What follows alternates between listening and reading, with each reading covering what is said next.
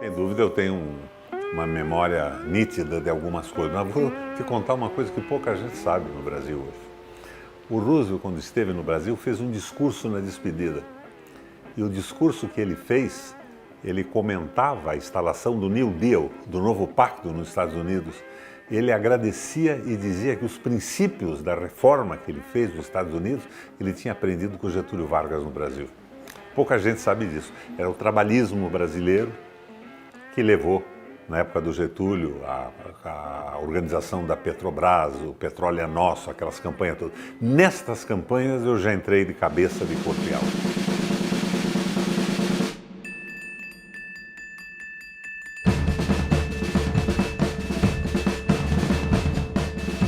Foi um fato conhecidíssimo o suicídio do Getúlio Vargas. O Carlos de Lacerda tinha uma ligação parental com uma tia minha, que era casada com o irmão do meu pai.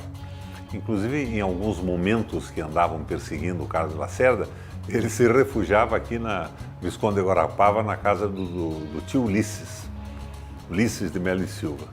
Então, ele era, naquela época, de esquerda. O Lacerda começou no Partido Comunista, depois virou para a direita.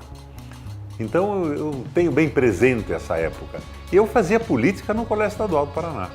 Foi lá que eu me engajei na campanha do Jânio Quadros, mais tarde.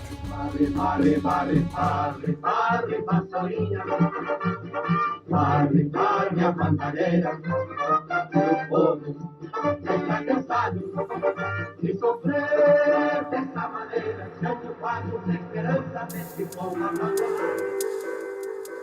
Eu fazia política, já servi o Exército, sou cavalariano, fiz o CPOR, a cavalaria, e fazia política, participava do movimento estudantil. No Colégio Estadual eu participei do Grêmio e da organização da eleição do Jânio Quadros no Paraná. E me lembro que nessa época o meu interesse por esse processo era muito grande. Eu já era politizado. Eu nunca me filiei a um partido de esquerda, mas eu tinha lido todas as obras do Marx, do Lenin, os principais intelectuais do mundo, o Sartre, o Althusser. O Althusser me inspirou, inclusive, no projeto para a cidade de Curitiba, né? Então eu estava politizado e eu via por trás daquela propaganda toda o que acontecia. A Revolução Cubana entusiasmou todo mundo, entusiasmou o Brasil. O Jânio Quadros condecorou com a Ordem do Cruzeiro do Sul Che Guevara, em Brasília. Então, nesse momento, a gente entendia o que estava acontecendo. E a Guerra Fria já era uma coisa abominável naquela época. Eu tinha uma noção muito clara do que acontecia na Rússia, porque o irmão mais velho do meu pai, que chamava-se Péricles de Melo e Silva, com 13 ou 14 anos, ele saiu aqui de Curitiba para procurar parentes da minha avó na Itália. Ele queria estudar na Itália. Chegou no porto de Nápoles e não encontrou ninguém. Não sei como nem porquê, ele acabou na Suíça e foi estudar em Lausanne. Formou-se em medicina em Lausanne. Depois ele foi catedrático de medicina da Sorbona, em Paris. Mandou buscar uma irmã 10 anos depois, ninguém sabia dele, ele apareceu. E mais velho, ele veio para Curitiba trabalhar como médico no instituto que meu pai tinha montado. Esse meu tio contava histórias do café que ele frequentava em Lausanne, na Suíça, com a presença do Lenin, da Rosa Luxemburgo, jogando xadrez, ele participando daquilo tudo, antes do Lenin tomar o tal trem de ferro. Então eu tinha o entendimento daquela crise toda. O Isaac Deutscher, que foi biógrafo do Trotsky e tudo isso, foi um dos condutores da minha visão política, um judeu, que foi rabino com 5 ou 10 anos de idade, inteligentíssimo, e eu tinha uma visão crítica disso tudo. Então, a Guerra Fria nunca me capturou como um adorador de uma parte dela.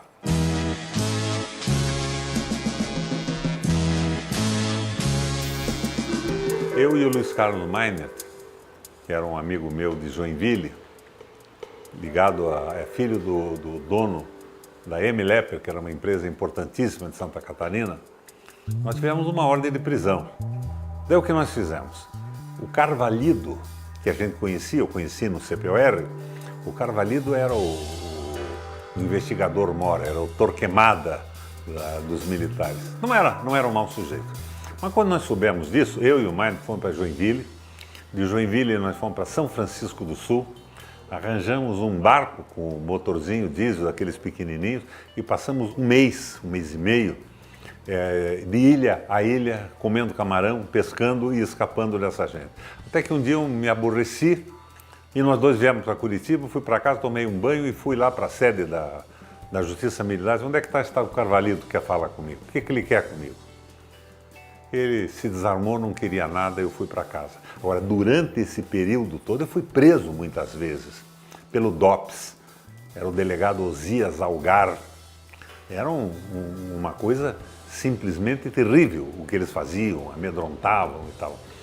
E eu lembro que preso e ameaçado, uma sala escura e acusações e ameaças de morte, disso e daquilo, eu fui possuído por um santo corajoso e disse para o Osias Algar: delegado, pode fazer comigo o que quiser aqui, mas você sabe que isso não vai me manter preso.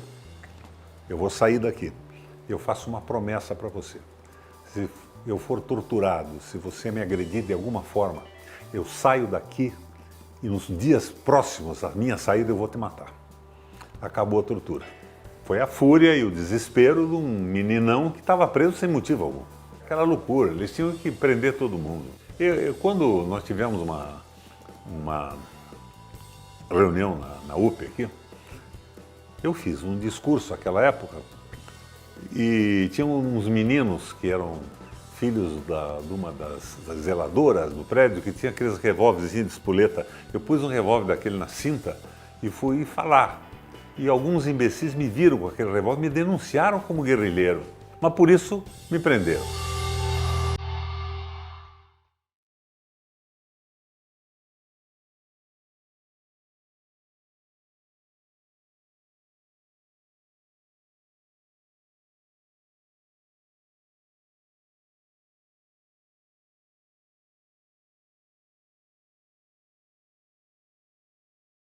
Eu resolvi ajudar na organização do comício. Mobilizei as associações de bairro, mobilizei todo mundo, e o velho Richa não queria participar. Isso não dá nada e tal e coisa. No dia do movimento, eu ligo para o palácio e digo: Richa, venha para cá que nós temos já 20 mil pessoas lá. Daí ele confirmou e foi. Fizemos o primeiro comício juntos. Convidei o Richa, que era o governador, o Álvaro Dias, o Lula falou, eu falei. Quando começaram a anunciar o Álvaro, que começou a falar, houve uma vaia brutal. E eu dei uma esculhambada no pessoal. Porque o momento era de unidade, não era de criticar o Álvaro Dias, as suas posições, nem nada disso. E daí o Richa ficou entusiasmado, e quando fizeram o comício em São Paulo, que foi o segundo do Brasil, o Richa disse: eu vou, mas o Requião vai junto comigo. Me botou dentro do avião do governo e nós dois fomos, e eu falei no comício de São Paulo também. O comício de São Paulo foi uma grandiosidade. Eu tinha algumas divergências com o Richa, mas você veja que o Richa é um sujeito sério, correto e leal.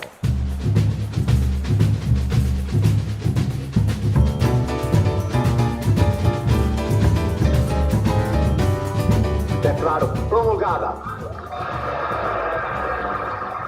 o documento da liberdade, da dignidade, da democracia, da justiça social do Brasil. Que Deus nos ajude que isto se cumpra. É um momento de renovação da esperança, que é sucedido pela desesperança de quem não, porque os esperados não fazem nada. Ulisses era outra coisa, né? Ulisses foi brilhante na defesa contra a ditadura e tudo mais, mas a gente ganhava a eleição durante o dia, nas ruas, e Ulisses perdia na televisão à noite. Ele não tinha um discurso que empolgasse e convencesse a população. O Ulisses era meu amigo, algumas gravações fizemos na minha casa aqui. Quando eu fui candidato a prefeito, ele esteve aqui. Eu fiz gravações para mim e para os candidatos a prefeito de Florianópolis na minha casa. Chamei o cara lá, e fiz junto com o Ulisses, era amigo do Ulisses. Eu mesmo cheguei a ser candidato internamente no PMDB, mas depois o partido abriu mão, não eu, o partido abriu. Eu fui para a Convenção Nacional e o pessoal do Nordeste, eu me lembro, o Jader Barbalho, entre outros, eles tiraram os delegados da convenção para não dar quórum, levaram para os hotéis.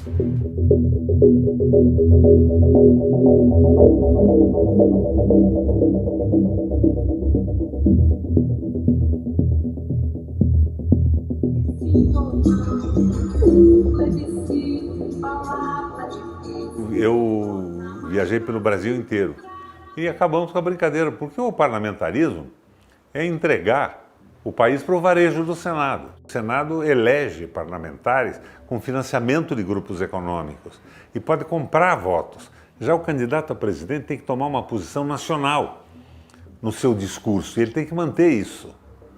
Você não vê um candidato a presidente dizer que quer o parlamentarismo, dizer que quer vender a Petrobras. Você vê como é que fez o Bolsonaro agora. Não abriu a boca. Se o país soubesse que ele queria vender a Petrobras, a Eletrobras, reduzir salário, aumentar a carga horária, acabar com a aposentadoria, ele não teria se elegido a nada. Foi um jogo do domínio financeiro do país. Esse é o grande problema do país hoje. É afastar o domínio do capital financeiro, que é o capital vadio. Capital que não monta uma empresa, não dá o emprego, não produz o botão da camisa, a peça de uma máquina, não produz nenhum objeto útil e vive do seu próprio giro, fundamentalmente no giro da dívida pública. Esse é o problema do mundo hoje, do Brasil. Por isso que diz, não, tirar o Bolsonaro. O problema não é o Bolsonaro, o problema é o Guedes e o liberalismo econômico. E o Bolsonaro é o instrumento que eles usam para praticar isso. E no mais compram o Congresso Nacional. Parece que agora o voto está sendo cotado em latas de leite condensado. O impeachment é uma bandeira que pode mobilizar o Brasil.